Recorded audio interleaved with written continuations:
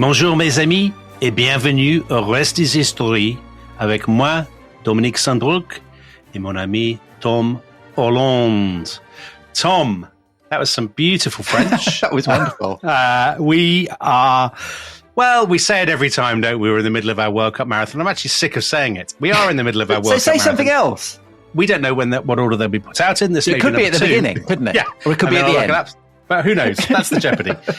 It's the World Cup. We're doing a series of podcasts about the history of the competing countries, choosing sort of slightly offbeat subjects sometimes. And we come to France.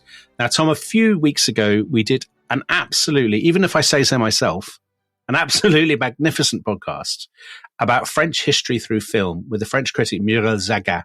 And it was brilliant, not because of anything. C'était magnifique. It was magnifique. It was super. It was extra. And that wasn't because of anything you and I contributed at all. It was because she was brilliant. And so if you haven't listened to that, go back and listen to that. If you have listened to that, keep listening, because Tom is going to... Tom, are you going to do the whole podcast in a French accent or not? No, I'm not. I'm going to keep it very British because actually the subject today does have a British angle and indeed an American angle. And indeed, it has a link to the theme of the podcast that you were talking about, which is film. Because today's subject is Louis-Aimé Augustin Le Prince, who I think can legitimately be described as the father of cinefilm, of moving camera. Oh, nice. And it's a very interesting and ultimately rather tragic and mysterious story. That's how we like them. Have you ever heard of Louis Le Prince? I'll be honest with you. The only time I've ever heard of him is when you told me you were going to do a podcast. Okay. So, and I deliberately not informed myself, Tom, so that I can have the pleasure of learning at the feet of the master. Okay, so Louis Le Prince, he's born in 1841 in Metz. And Metz is, it's on the eastern flank of France.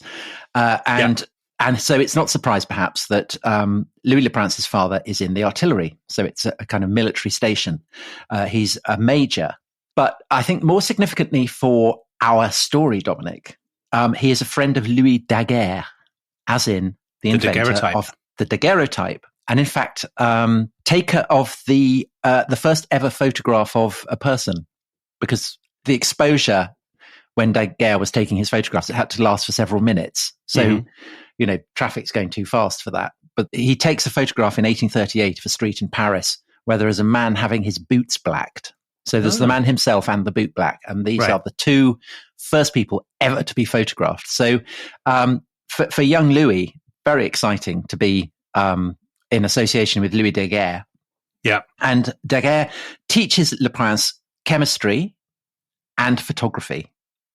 And that's a reflection of the fact that Le Prince, unlike you, Dominic, he's very interested in the arts, but he's also interested in science. And that is a difference. So he has a very, very artistic temperament, but he also has a very, very keen interest in science and the practical applications of science. I only have one of those things, Tom. I know the artistic temperament. I know. So that is why the likelihood of you making a radical invention in the field of cinematography is limited, I would say. Yeah, unlikely. Louis goes on to study painting in Paris, and then he goes to Leipzig as a postgraduate where he studies chemistry. And while he's at Leipzig, he meets up with an Englishman called John Robin Whitley. And Whitley he's the eldest son of a guy in Leeds who owns an iron foundry, and he's called Joseph Whitley. So this Le Prince's new friend, John Robin Whitley, he's a product of the Industrial Revolution in Victorian Britain. And they get on tremendously well.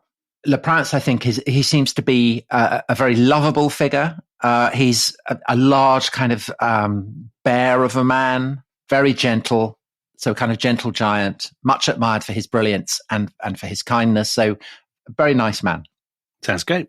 I would say of all the people perhaps that we've discussed on our podcast, he seems to be the nicest so far. That is a big claim, Tom. That is a big claim, but I can't think of anyone who's nicer. In the episode on the Costa Rican Civil War, you have two characters, Don Pepe and Dr. Valverde. I think he's nicer than both of them. Crikey, that is, I never thought I'd hear those words. Anyway, so it will not surprise you, bearing in mind how nice Louis Le Prince is, that John Robin Whitley, the son of a Leeds industrialist, invites him to come to Leeds and to visit him. And so Le Prince goes in 1867, and he joins Joseph Whitley's firm. And 2 years later, Dominic, in 1869, he marries Whitley's sister, Elizabeth, who, like Le Prince, actually very like him. She's a very talented artist, and she's very interested in photography. So again, there's that kind of fusion that you, no offense, completely lack. That fusion of artistic brilliance and fascination with technology. I could not have married that woman, Tom. You could have done. It's fair to say. You could have done, but it wouldn't have been as much of a marriage of equals as was the case with Louis and Elizabeth. And they get on tremendously well. They set up a school of applied arts in Leeds. It's incredibly successful. Their particular gimmick is that they take photographs and they fix it onto kind of metal and pots and pans and all kinds of things. They fix photographs to pots and pans? Yeah. So you kind of project it onto the pots and pans. Okay. Well, so photographic images onto metal. That's their gimmick.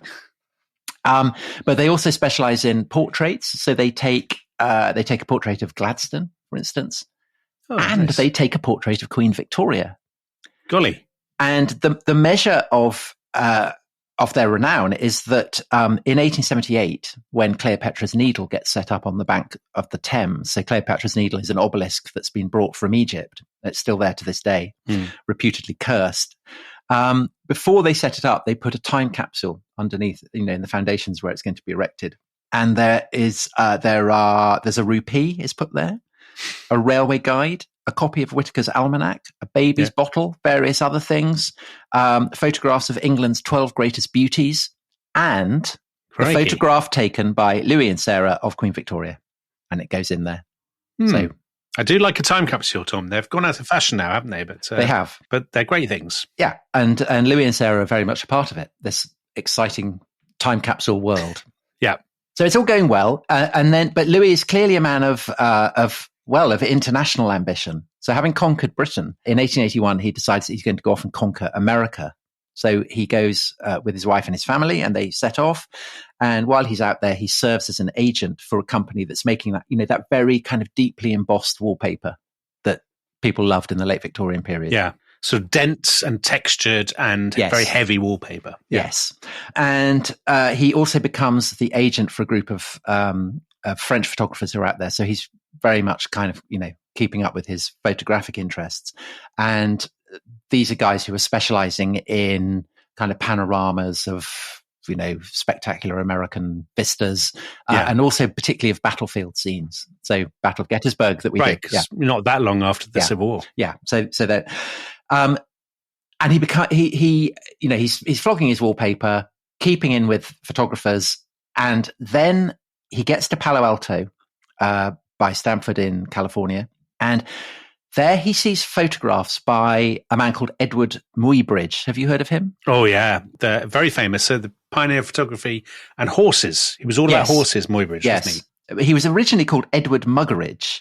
Yeah. And he changed it to Muybridge because he thought that sounded more antique. And he changed his name, Edward, to the Anglo-Saxon spelling. Yes, he did. Yeah. So it says Eadwood. Eadweird. Yeah. Yeah. And didn't he murder somebody? He shot his wife's lover. Right. And got acquitted because they basically said, fair enough. Right. So he's an interesting man. Yeah.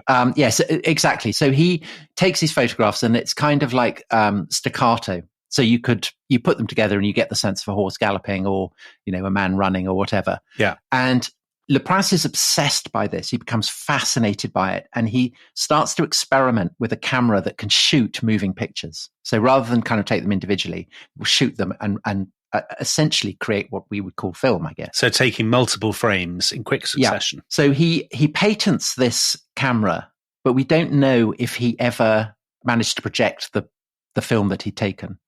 And even if he had, it probably wouldn't have worked because for reasons that I don't quite understand, the camera is taking it at different angles. So you wouldn't get the sense of a kind of continuous running film. It would be coming at you from different angles. It would look quite odd, I think. But definite sense that he's onto something. He's on the right track here. And so he realizes that actually the best place to develop this isn't America, but his father-in-law's factory back in Leeds.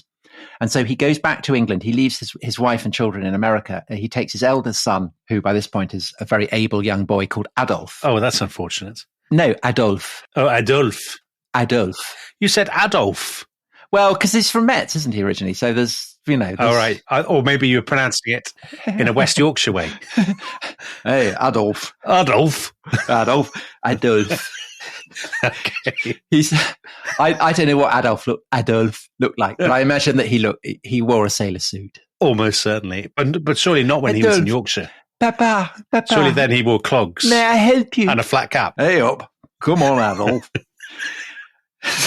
So anyway, Louis and Adolf and Joseph Whitley. Yeah. They're all piling in. Please do the whole thing in that accent. Do the rest of it in that accent. They're making camera. And Joseph Whitley's doing metalwork. Actually, don't. All right, okay. And Lapras is working on his invention, refining it, making it better and better and better. And by 1887, Dominic, he is starting to shoot film. Apples have invented cinema. Aye. Anyway. So I think that at this point we should take a break. Yeah. And maybe we should, in the break, we should do all our accents and then come back and do it properly in the second half so we don't offend and horrify listeners. We will return. We will return accent-free with Adolf, more adventures of Adolf after the break.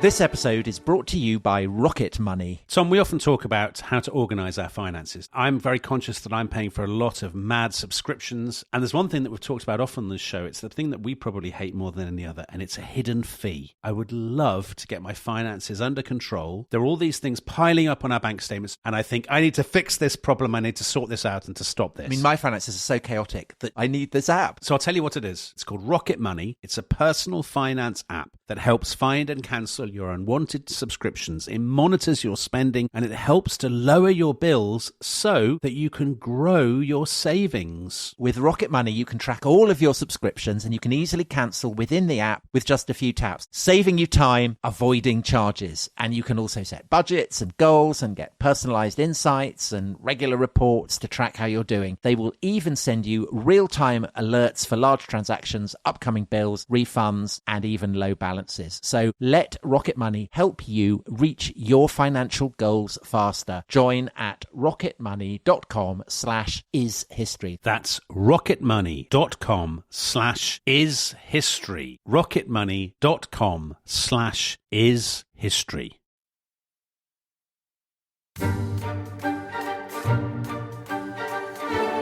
Welcome back to The Rest is History. Now, pleasingly accent-free, at least I'm accent-free. Tom, are you accent-free? Oui.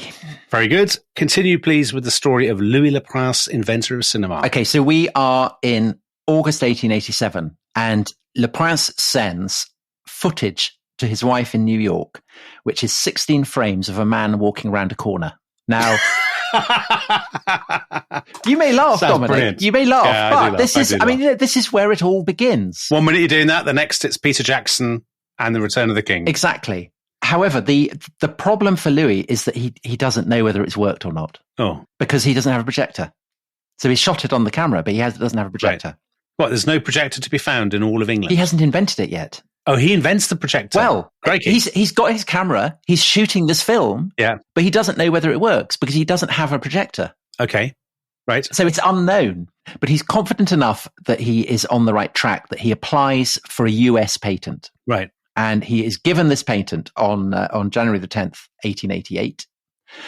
It is patent number 376,247.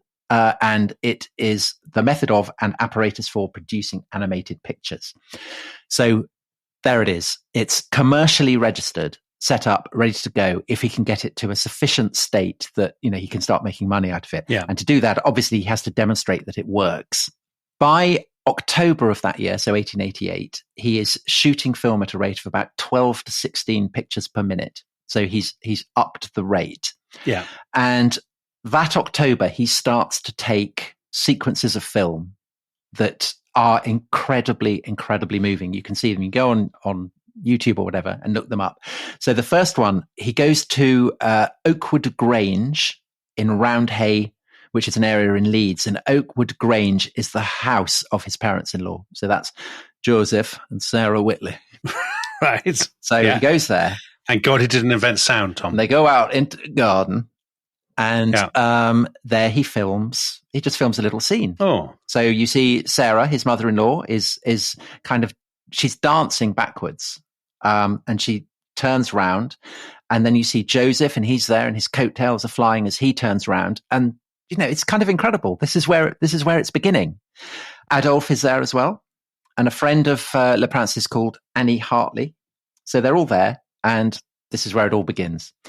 He also films Adolphe playing his accordion. Papa, papa, listen to me play my accordion. So that's going on. And then he films traffic crossing a bridge in Leeds. So all of this is taken. Now, what is unclear is whether he has developed a projector that is sufficient to display this. And a lot kind of hangs on this because we're reaching the climax of the story, and there's a mystery around what happens to Le Prince that is, I suspect, very strongly connected to the fact of whether he had developed the projector or not. So over 1889 to 90, he's working with a mechanic in Leeds called James Longley, and they're working on what they call deliverers, what we would call projectors. Right. Louis Le Prince seems to have reached a kind of he's either decided that it is going to work or it's not going to work. Well, that's narrowed it down. I know it has. Evidence for the fact that he thinks it is going to work. In 1889, he takes American citizenship to go with his French citizenship. Because he wants to establish himself in America. He wants to go and establish himself in America. Late 1890, he's planning to sail to America and join his wife there. Yeah. But before he does that, he goes back to France to see his brother. So he goes to Paris. He goes to Dijon, which is where his brother is. On the 16th of September, he's due to take a train back to Paris where he's going to be met by 3 of his friends. He misses that train. His brother says that he then helped Louis onto the next train. Right. The train went off and Louis is never seen again. He's never seen again. He vanishes completely. Crikey. And body never found? Well, there is a police search. They find no trace of him whatsoever. And there are no leads at all to follow. It's as though he's vanished off the face of the earth. And so the question then obviously is, well, what happened to him? And there are various theories. And the most popular theory, which was pushed by Louis Le Prince's wife, is that Louis Le Prince had got his projector going. He'd got his film. He'd got his patent. He'd got his American citizenship. He was coming back to America and he was going to premiere his invention and his work in New York. And this would establish him clearly as the father of cinefilm. The person who does establish himself as the father of the moving camera is Thomas Edison, who was a notoriously horrible man, incredibly jealous of his own work, ever ready to get rid of competitors. And Edison demonstrates that cinematography works the year after Le Prince dies or vanishes or whatever happens to him. So he does that in May 1891. And the theory is that perhaps Edison or people working with Edison wanted to nobble Le Prince. Who knows what happened? Maybe they got rid of him. But would Edison's reach extend to the trains between, where was it, Paris and Dijon? Yeah. Well, so in 1898, Edison sues an American company, and he does so on the basis that he is the sole inventor of cinematography, that no one else has developed it. Yeah. And the American company that's being sued call Adolphe as a witness for defense, for their defense. Crikey. And Adolphe says, yes, he insists that his father had invented it. Edison wins, and although that verdict is subsequently overturned, it's enough to establish him absolutely clearly as the father of cinematography. And Le Prince's widow is incredibly bitter about it, and basically says, she very, very strongly implies that Edison was responsible for her husband's disappearance. So we don't know. I mean, I agree. I don't think it's very likely. Other theories, that he was murdered by his brother. Who he'd come to visit. Well, I mean, so in cases of murder, the police invariably look at family members, don't they? They do. And the brother was the last person to see him alive, supposedly. So perhaps didn't put him on the train at all. He's the only person who vouches for the fact he put him on the train. So, yeah, so that's a possibility. So why would his brother kill him? Perhaps there was, I don't know, there was some will or something like that. Nobody's ever been able to find, a motive that would explain that. But, I guess, again, that's possible.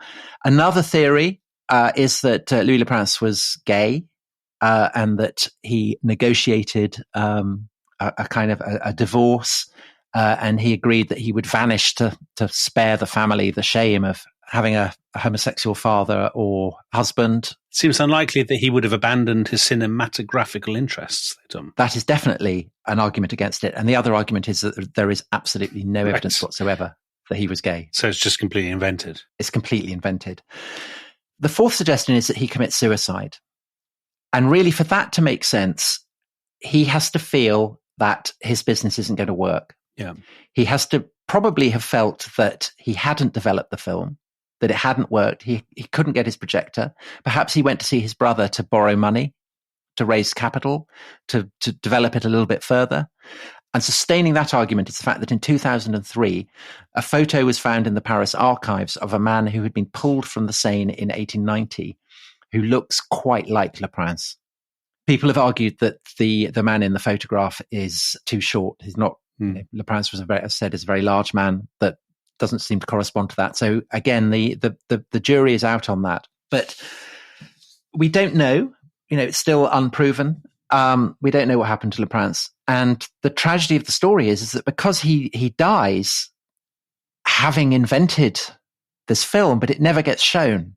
And it may well be that Le Prince died not knowing or thinking that he hadn't been able to develop it. He'd never seen his own films. Well, we don't know. There are people who say that he did, that they developed a projector in Leeds and he showed it to some of his family. But this is contested. But it's possible, I would say likely, that he didn't. Yeah. And it may well be that he died thinking that he'd been a failure. Oh. And it was only kind of several decades later that finally they were able to put this film into a projector and show that he had done it. Yeah. He had got there. And so that film of his father-in-law and mother-in-law and friend and son in the garden in Leeds, and his son playing the accordion and the traffic going over the bridge in Leeds. These are monuments to the history of film, but they're also monuments to the kind of the ghostly legacy of this extraordinary man who really should be better known than he is. So with such an amazing story, why is he not better known? Because he dies, and because his film is only seen much, much later. He's written out of the early drafts of the story of film. And so Edison takes the starring role. Yeah, the early drafts, they sort of fall into two categories, don't they? They're either American or they're French. So they're either Edison and then the development of Hollywood, or they're Georges Méliès and then the tradition of French cinema, I suppose. But he doesn't quite fit, I suppose, because he's moving between Britain, France and America. What an interesting story. It is an interesting story, isn't it? Those clips I've just looked, actually, they are on YouTube, Tom. I mean, they're very short, aren't they? They're short, but they are ghostly, as you say. Yeah. It does seem like you're looking at kind of ghosts. Yes. And in a sense, you're looking at the ghosts of Le Prince's career and fame. Yeah. Very moving, I think. Tom, I think you should, you're a great campaigner. You should start a new campaign for recognition in Leeds. He's commemorated in Leeds. I think there's a plaque. Right. So the garden where the first film was shot got demolished, but I think there's a plaque on the spot commemorating it. Le Prince is remembered in Leeds. Okay. And I think there was a film was made about him a few years ago. So he is remembered. But I think, this series is all about resurrecting people who perhaps wouldn't have their own podcast under normal circumstances. So I commend Louis Le Prince to you, Dominic, and to the listeners. Tom, you've persuaded me. I think some sort of biopic with him and Edison as the villain. Yes. Edison played by, who would play Edison, Tom? Oh, that cannibal guy. Hannibal? The guy who got cancelled for being a cannibal. Oh my word. Armie Hammer. Armie Hammer as Thomas Edison. You're offering him a way back. Yes. And who's playing Louis Le Prince? Louis Le Prince, I don't know. Someone who can do both Yorkshire and French. Yes. Sean Bean. Brilliant. Perfect. Well, because Sean Bean always dies. Sean Bean, he does always die. Sean Bean would do it superbly. He's had a lot of interactions with the French and sharp, so he can draw on that. Draw on that when he does his accent. Brilliant. So that you can file that alongside The Blind Beak, our great unmade Netflix series, among the many moving pictures that we ought to have made, Tom. Oh, and we may yet, when we diversify out of the podcast business. Exactly. Right. So thank you very much for listening. Merci à toi, Tom, for that fantastic story. How do you too? And we shall see you all next time. Bye-bye. Au revoir.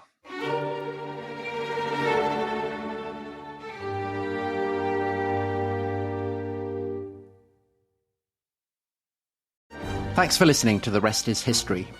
For bonus episodes, early access, ad-free listening, and access to our chat community, please sign up at restishistorypod.com. That's restishistorypod.com.